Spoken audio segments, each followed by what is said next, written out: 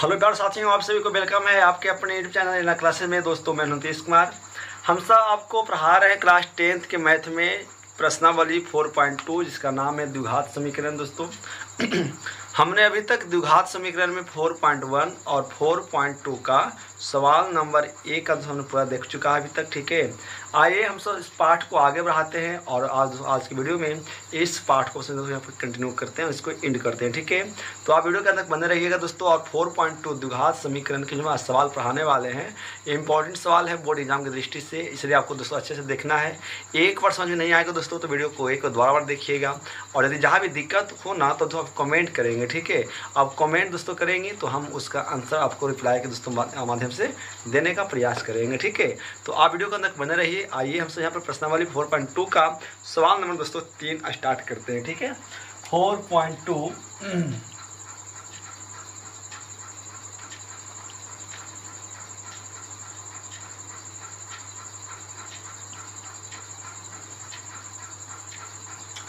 4.2 का सवाल नंबर 3 क्या कहता है। आइए हमसे इस सवाल को समझने का हमारे दोस्तों प्रयास करते हैं। ठीक है, सवाल जो है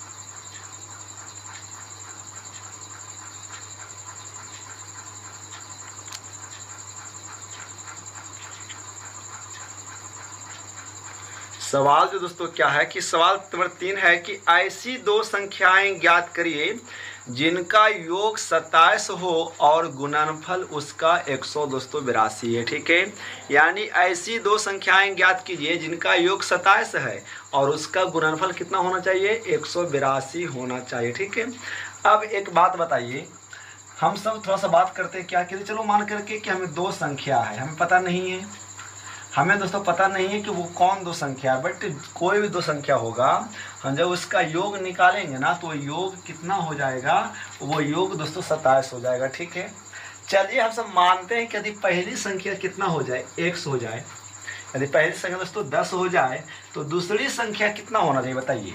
तो दूसरी संख्या को पता करने के लिए क्या करेंगे पता है, जो योग प्राप्त है उसमें हम पहली संख्या को क्या करेंगे, माइनस करेंगे ना, तो निकाल कर के हमें कौन आ जाएगा, दूसरी संख्या। इसका मतलब क्या है कि जब यहाँ पर हमको 10 पहली संख्या पता है तो दूसरी संख्या पता कितना हो जाएगा, 17 पता हो जाएगा, और दोनों का योग कितना हो जाएगा, ये 27 हो जाएगा। ठीक है ना, ये तो हम संख्या एक मान लेता हूँ ना कि यदि चलो मान करके कि हम पहली संख्या को 10 मान लेते हैं तो दूसरी संख्या अपने आप पता हो जाएगा, और फिर हम उसको जब आपस में दोनों को जोड़ेंगे ना तो जोड़ने के बाद उसका योग कितना हो जाएगा जी, तो उसका योग हो जाएगा हमारा 27 हो जाएगा। ठीक है ना, उसका योग क्या हो जाएगा, तो उसका योग हमारा 27 हो जाएगा। ठीक है, उसका हमारा योग क्या हो जाएगा बाबू, हमारा उसका योग हो जाएगा 27। इसी प्रकार से चलिए तो ये दूसरी संख्या को पता करने के लिए क्या फॉर्मूला है कि यदि योग पता रहे उसमें हम पहली संख्या को घटा देंगे तो हमें मिल जाएगा कौन, दूसरी संख्या। चलिए मान करके हम यदि ये माने कि यदि पहली संख्या x है तो दूसरी संख्या क्या होगा, तो दूसरी संख्या को पता करने के क्या करना होगा, जितना योग है उसमें हम पहली संख्या को क्या करेंगे, इस प्रकार से घटा देंगे, है ना। तो ये हमको निकल करके आएगा कौन संख्या बाबू, निकल करके आएगा दूसरी संख्या।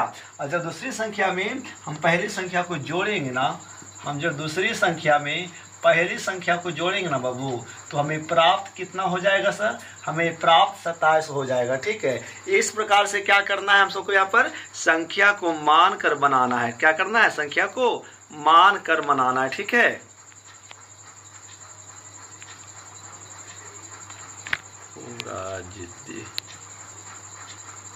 संख्या को क्या करना है बाबू, संख्या को हम सबको मान कर बनाना है। क्या करना है, संख्या को मान कर हम सबको यहाँ पर इसको मनाना होगा। तो आइए यानी हम क्या करेंगे, इसमें हम पहली संख्या को मानते हैं। क्या करेंगे, हम सब यहाँ पर पहली संख्या को मानते हैं। क्या मानेंगे पता है, मानेंगे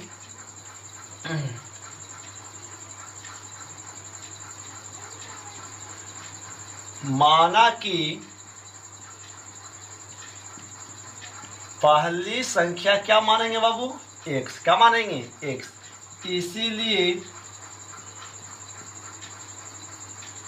इसीलिए दूसरी संख्या कितना हो जाएगा, तो दूसरी संख्या हो जाएगा 27 माइनस एक्स। ठीक है, यानी यदि पहली संख्या को x मानते हैं ना, तो दूसरी संख्या कितना हो जाएगा बाबू, दूसरी संख्या हो जाएगा 27 माइनस एक्स हो जाएगा। ठीक है, अब प्रश्नानुसार क्या है, प्रश्न क्या बोलता है बात समझिए। प्रश्नानुसार की बात करते हैं।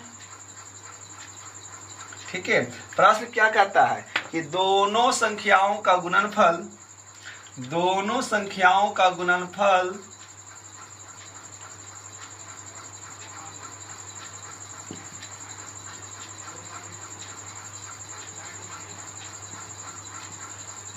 दोनों संख्याओं का गुणनफल कितना है, तो दोनों संख्याओं का जो गुणनफल हमारा है ना वो 182 है। तो बताइए यहाँ पे दोनों संख्या दोस्तों कौन कौन है, तो यहाँ पर जो दोनों संख्या वो हमारा है कौन, x इंटू है ना ब्रैकेट का गुना होगा तो कितना होगा वो 27 माइनस एक्स बराबर हो जाएगा 182। हम इसको मल्टीपल करेंगे तो क्या होगा, x गुना 27, 27x हो जाएगा, माइनस के माइनस x गुना x, तो ये x स्क्वायर हो जाएगा और दोस्तों ये 82 हो जाएगा। ठीक है, चूंकि हम द्विघात समीकरण पढ़ रहे हैं तो सबको ले आएंगे एक तरफ, या तो इसको लाए इस तरफ या इसको ले जाए हम सब उस तरफ। पता है जी क्या होगा, इसको लेकर चलेंगे हम सब इस तरफ। ठीक है, तो ये सब जाएगा उधर, तो इधर क्या बच जाएगा, बच जाएगा 0। अब उधर ये सब जा रहा है ना, तो पहले लिखेंगे पावर 2 वाले को, एक्स स्क्वायर है माइनस में होगा दोस्तों, तो इधर ये हो जाएगा प्लस में, और 27x इधर प्लस में है, इधर हो जाएगा ये हो जाएगा माइनस में, और ये तो दोस्तों ऑलरेडी इस तरफ प्लस में है ही, यानी इसीलिए क्या करेंगे हम इसको लिख देंगे एक्स स्क्वायर, इसीलिए x square minus 27x plus 182 बराबर 0। ठीक है ना, इस प्रकार से दोस्तों क्या करना है, हमें दोनों संख्या को यहाँ पर ज्ञात करना है। ठीक है, अब इसको हम क्या करेंगे यहाँ पर, अब हम सब इसको यहाँ पर गुणनखंड तोड़ेंगे, या तो इसको द्विघाती सूत्र से बनाएं या फिर हम इसको यहाँ पे दोस्तों गुणनखंड विधि से बना सकते हैं। तो हम सब अभी तक आप सब क्या पढ़े हैं दोस्तों, तो हम सब यहाँ पर पढ़े हैं अभी द्विघात ये गुणनखंड विधि कि किसी भी द्विघात समीकरण को गुणनखंड विधि से तोड़ने का तरीका। हम सब दोस्तों अभी तक ना तो पूर्ण वर्ग विधि पढ़े हैं और न ही हम सब द्विघाती सूत्र को पढ़े हैं। तो हम सब यहाँ पर जो हमें गुणनखंड प्राप्त हुआ है, इस गुणनखंड को हम सब यहाँ पर तोड़ेंगे गुणनखंड विधि से। ठीक है, चलिए, तो ये द्विघात समीकरण को हम सब जो यहाँ पर गुणनखंड विधि से तोड़ेंगे, तो आपको दोस्तों क्या पता है कि हम सब गुणनखंड कैसे बनाते हैं। ठीक है, तो x square minus 27x plus 182 बराबर 0। ठीक है, करना क्या होता है, शुरू वाले को ऐसे ही लिखना होता है, एक्स स्क्वायर के एक्स स्क्वायर। अब क्या करना होता है, अंतिम वाले को शुरू वाले को दोस्तों मल्टीपल करना होता है, यानी 182 क्या करेंगे, 182 इंटू एक्स स्क्वायर करेंगे तो हो जाएगा 182 एक्स स्क्वायर। क्या हो जाएगा बाबू, ये हो जाएगा 182 एक्स स्क्वायर। अब इसको क्या करना है, अब इसका निकालेंगे अभाज्य गुणनखंड, किसका, 182 का। ठीक है, तो निकालेंगे तो क्या निकलेगा, 91 दूनी का 182 और यहाँ पर हो जाएगा 63 91। ठीक है, 63 91, तो गुणनखंड प्राप्त क्या हुआ, प्राप्त हुआ 2 इंटू 7 इंटू 13। अब दोस्तों इसको इस प्रकार से जो लिखना है कि जोड़ने या घटाने पर हमें बीच वाला संख्या दोस्तों प्राप्त होना चाहिए। ठीक है ना, तो बीच में अपने माइनस 27x है तो माइनस 27 ही आना चाहिए। ठीक है, क्या माइनस 227 ही आना चाहिए।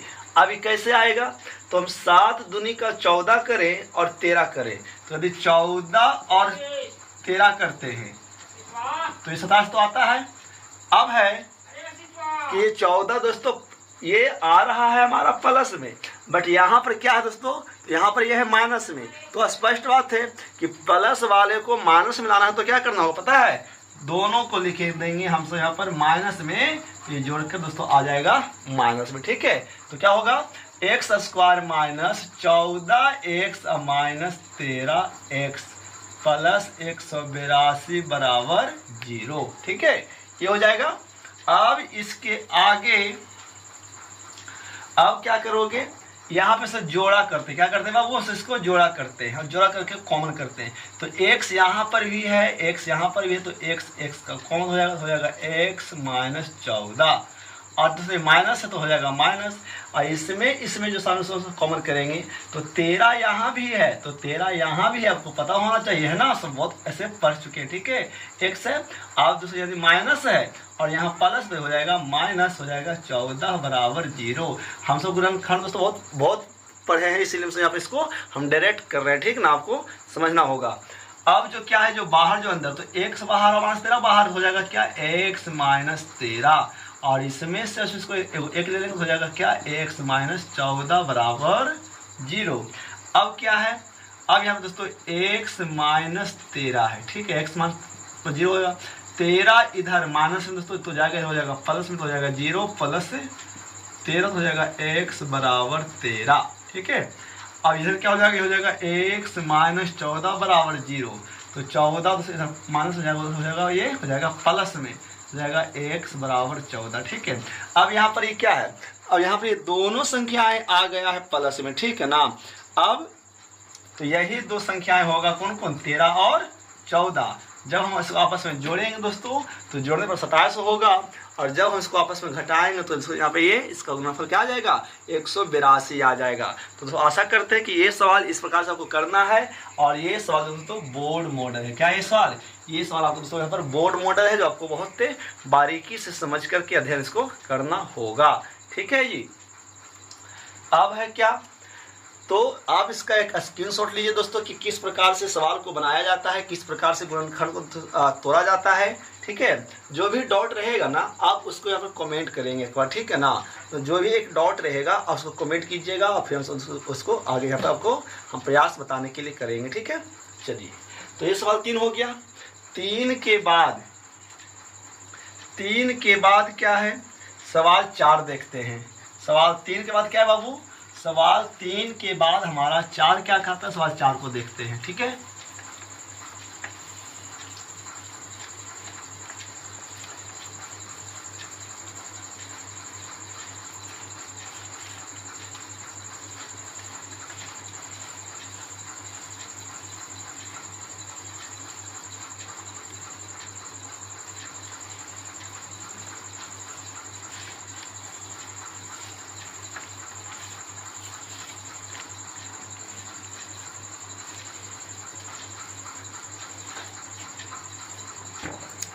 सवाल 4 है कि क्रमागत 2 धनात्मक पूर्णांक ज्ञात कीजिए जिनके वर्गों का योग 365 है। 2 क्रमागत धनात्मक पूर्णांक लेना है, हम जिसको आपस में वर्ग करें, और दोस्तों वर्ग करके जब उसको जोड़ें तो जोड़ने पर कितना हो जाएगा, वो जोड़ने दोस्तों वो 365 हो जाएगा, ठीक है ना। तो पहली बात आप समझिए कि क्रमागत का मतलब क्या होता है। क्रमागत का मतलब होता है लगातार। क्या होता है बाबू, लगातार। और वो भी कैसा पूर्णांक लेना है, हम सबको धनात्मक पूर्णांक लेना है। क्या लेना है बाबू, धनात्मक पूर्णांक लेना है। तो आइए, यदि हम यहाँ पर क्या करें कि मान के चलते हैं कि माना कि पहला धनात्मक पूर्णांक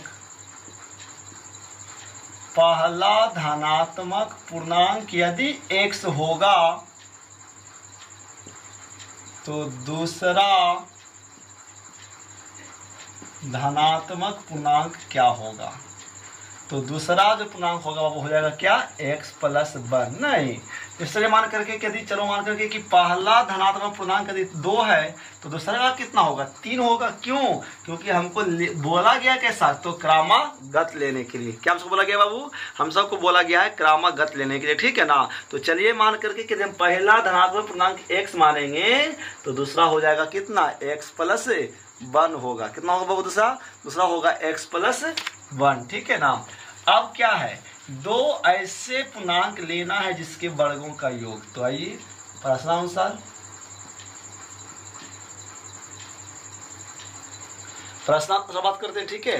तो क्या होगा यहाँ पे, दो धनात्मक पूर्णांक के वर्गों का योग कितना है, तो 365 है दोस्तों, ठीक है ना। चूंकि दो धनात्मक पूर्णांकों के वर्गों का योग बराबर 365। तो दो धनात्मक पूर्णांक में कौन कौन आएगा बाबू, तो x है, इसका वर्ग करेंगे प्लस x प्लस 1 का होल स्क्वायर करेंगे ना, तो ये जोड़ करके 365 हो जाएगा, ठीक है। अब इसका गुणनखंड तोड़ेंगे तो x का x स्क्वायर प्लस, अब इसको a मानते हैं इसको b मानते हैं, equal to a plus b के होल स्क्वायर पर हो जाएगा a स्क्वायर प्लस दोस्तों b स्क्वायर प्लस 2ab बराबर 365। अब देखिए क्या होगा, x square plus x square हो जाएगा यहाँ पर 2x स्क्वायर प्लस 1 का square 1 plus 2x plus 1 2x हो जाएगा 365, ठीक है ना। और चूंकि हम द्विघात समीकरण पढ़ रहे हैं तो इसको ले आएंगे, सब ले आएंगे तो हो जाएगा क्या, 2x स्क्वायर और लिख दीजिए सरिया करके प्लस 1 माइनस 365 बराबर हो जाएगा 0। तो दोस्तों क्या हो जाएगा 2x square plus 2x minus घट के 364 बराबर 0 हो जाएगा। ये 2 का कॉमन कर लीजिए यहाँ पे, तो जब 2 का कॉमन करेंगे तो क्या होगा पता है दोस्तों, 2 यहाँ पर भी है, 2 यहाँ पर 2 यहाँ, तो 2 का कॉमन हो जाएगा x square plus x minus दोस्तों, और 364 में से 2 का कौन होता है तो कितना होगा 182 हो जाएगा बराबर 0। अब 2 इधर दोस्तों गुना में जाएगा तो हो जाएगा दोस्तों यहाँ पर हो जाएगा बटा में, ठीक है ना, हो जाएगा यहाँ पर ये बटा में, तो क्या हो जाएगा x square plus x minus 182 बराबर 0। तो ये निकल कर के आया हमारा एक द्विघात समीकरण। हम सब इसका गुणनखंड तोड़ेंगे दोस्तों, ठीक है ना, और गुणनखंड तोड़ करके वो हम दो संख्याएं ज्ञात करेंगे जिसका क्रमागत जो पूर्णांक होने वाला है दोस्तों वो क्या होगा, वो हो जाएगा यहाँ पे कॉमन होगा। बात समझ में आ रहा है, ठीक है दोस्तों। किताब में इतना ही आंसर देता है, याद रखिए किताब में ना आपको इतना ही आंसर देता है, लेकिन यहाँ पर बनाना है तो उसको क्या दोस्तों यहाँ पर बनाएंगे इसको, ठीक है। तो अब आपको पता है कि गुणनखंड दोस्तों सब कैसे तोड़ेंगे, तो गुणनखंड तोड़ेंगे क्या एक्स स्क्वायर और अंत वाले को गुना करते हैं दोस्तों, अंत में कितना है तो माइनस 182 है, गुना एक्स स्क्वायर तो कितना आएगा माइनस 182 एक्स स्क्वायर आएगा ना, तो माइनस 182 का निकालेंगे अभाज्य गुणनखंड, ठीक है ना बाबू, क्या निकालेंगे अभाज्य गुणनखंड निकालेंगे। तो क्या निकलेगा बताइए, पहले से 2 से लगाएंगे ना तो क्या होगा, हो जाएगा क्या माइनस 91 दूनी दोस्तों, फिर जाएगा माइनस 13 सत्ते 91।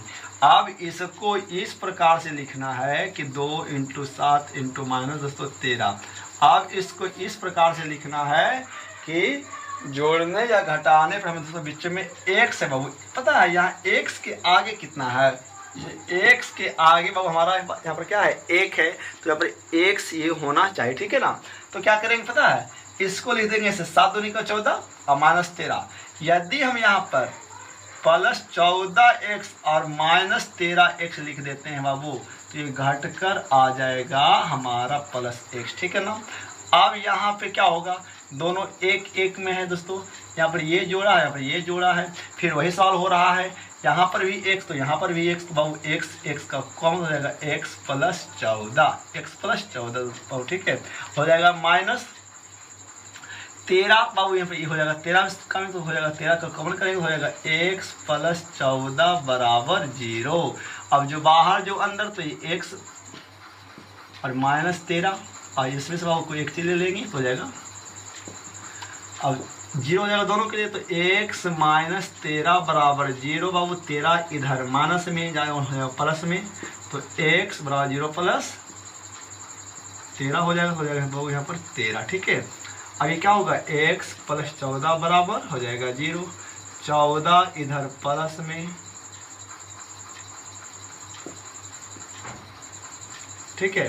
तो हम सबको लेना होता है बाबू, बताओ कौन संख्या, हम सबको लेना होता है कौन संख्या प्लस वाला, तो ये हो जाएगा, ये पता क्या होगा, ये हो जाएगा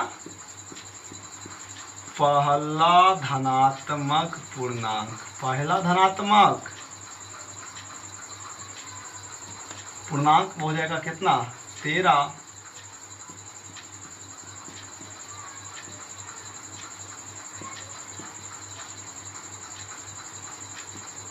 हो जाएगा बाबू यहाँ पर।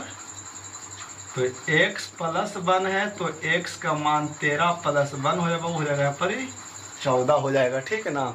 इस प्रकार से अब सबको क्या करना है, यहाँ पे दूसरे का भी पूर्णांक दोस्तों लाना है, ठीक है। तो ये हमारा जो है दोस्तों 4.2 का ये सेकेंड सवाल भी दोस्तों ये समाप्त होता है, ठीक है ना। अब इसी प्रकार से यहाँ पर दोस्तों एक सवाल और है, आइए हम दोस्तों उसको भी हल करते हैं और उसका गुणनखंड निकाल करके दोस्तों आपके लिए छोड़ेंगे और आप उसका यहाँ पे गुणनखंड दोस्तों अच्छे से बना लीजिएगा, ठीक है ना। चलिए, तो आप इसका एक स्क्रीनशॉट लीजिए, यदि समझ में आ रहा होगा तो वीडियो को लाइक कीजिए, दोस्तों सब्सक्राइब कीजिए और दोस्तों वीडियो को शेयर कीजिएगा, ठीक है। चलिए, तो ये दोस्तों हमारा हो गया क्या, 4.2 का सवाल नंबर 3 और 4 हो गया, ठीक है। जो बहुत इंपॉर्टेंट है दोस्तों, आपको समझ में दोस्तों आना चाहिए, ये आप समझेंगे इसको तो अच्छे से इसको सीख पाइएगा, ठीक है ना। तो चलिए दोस्तों, बस इसको हम यहाँ पे आगे बढ़ाते हैं और सवाल को आगे खत्म करते हैं।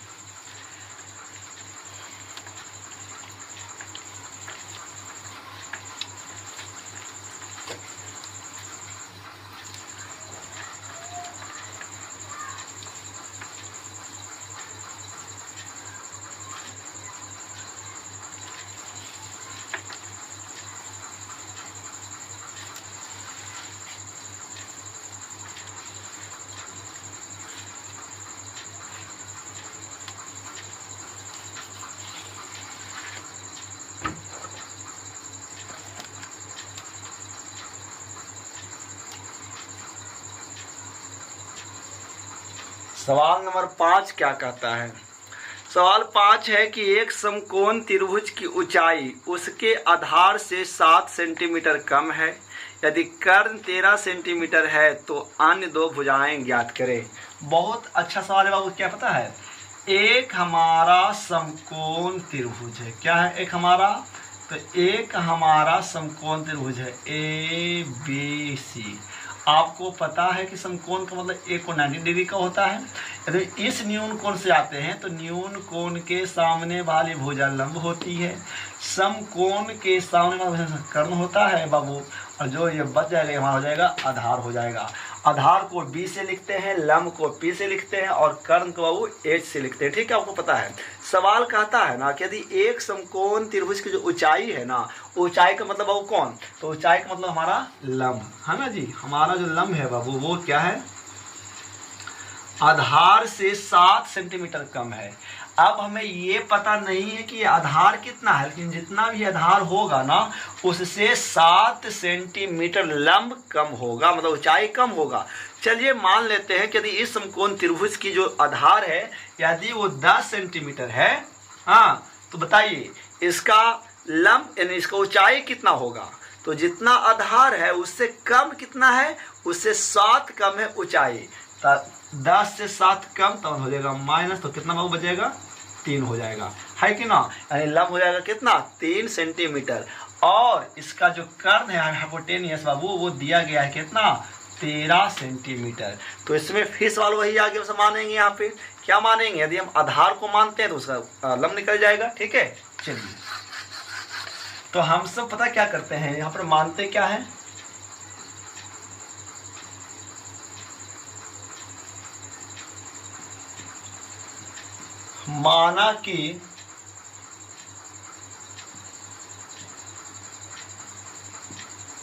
माना कि समकोण त्रिभुज का आधार कितना मान ले बाबू, 1 सेंटीमीटर। यानी हमने आधार कितना माना, आधार माना 1 सेंटीमीटर, इसीलिए इसकी ऊंचाई मतलब P, ऊंचाई मतलब P कितना हो जाएगा, तो आधार से 7 कम होगा तो हो जाएगा 1 - 7 सेंटीमीटर। अब इसका कर्ण हम सबको दोस्तों दिया गया, यानी एज हम सबको इसका पता है। इसका कर्ण पता क्या है? इसका कर्ण पता है 13 सेंटीमीटर। इसका वो कर्ण कितना पता है बाबू? तो इसका कर्ण पता है 13 सेंटीमीटर, ठीक है ना।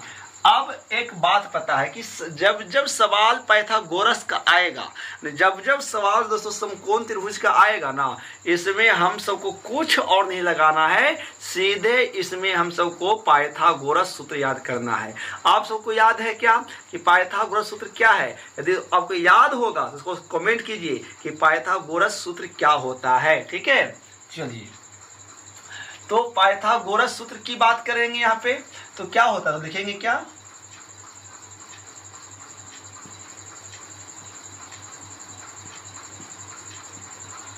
पाइथागोरस सूत्र से प्रमेय से बोलेंगे।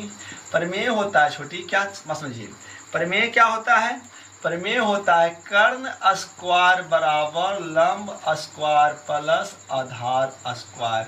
ये इसका फॉर्मूला होता है, किसका? पाइथागोरस का। क्या होता है? कर्ण स्क्वायर बराबर लंब स्क्वायर प्लस आधार का स्क्वायर होता है, ठीक है ना। तो अब बताओ इसमें कर्ण कौन है बाबू? तो इसमें कर्ण तो हमारा 13 है, स्पष्ट बात है। तो कर्ण होगा 13 सेंटीमीटर, ठीक है। लंब कितना है बाबू? तो लंब है x माइनस 7 सेंटीमीटर दोस्तों, और प्लस आधार हमारा है x स्क्वायर। तो अब आप देखिए 13 का स्क्वायर कितना होता है? 169 होगा। अब चूंकि यहाँ पर इसको a मानते हैं और इसको b मानेंगे, तो यहाँ पे क्या निकलेगा? निकलेगा a माइनस बी का होल स्क्वायर। फार्मूला सबको पता है दोस्तों कि a square plus b square minus 2ab, और प्लस का क्या होगा इधर? x स्क्वायर का हो जाएगा x स्क्वायर। तो 169 बराबर x स्क्वायर प्लस 7 का स्क्वायर 49 होगा, माइनस 7 दूनी का 14 x होगा, और यहाँ पर हो जाएगा x स्क्वायर, ठीक है। 169 बराबर 1x और 1x वो हो जाएगा 2x स्क्वायर। पहले सरिया के लिख लेंगे और हो जाएगा प्लस में यहाँ पे 49। इधर भेजेंगे दोस्तों उधर इसको, तो जब उधर इसको भेजेंगे तो क्या हो जाएगा? 2x square minus 14x plus 49, और ये जा रहा है उधर, हो जाएगा इधर ये माइनस में, इधर ये क्या हो जाएगा? ये हो जाएगा माइनस में 169, और n बचेगा ये 0। तो कोई दिक्कत नहीं, ठीक है ना। इसको कैसे लिखेंगे? चलिए, तो हम से इसको यहाँ पर लिखते हैं। क्या लिखेंगे उसको? क्या यहाँ पर पता है? 2x स्क्वायर माइनस 14x, और उसमें प्लस माइनस होगा, माइनस तो घट के बाबू बचेगा कितना? बचेगा बाबू यहाँ पर बचेगा 120 बराबर 0। अब 2 का कॉमन बाबू दोनों में, तो 2 का कॉमन कर दो, x square minus 7x minus 60 दूनी का 120 होगा, ठीक है ना। ठीक है, तो होना चाहिए।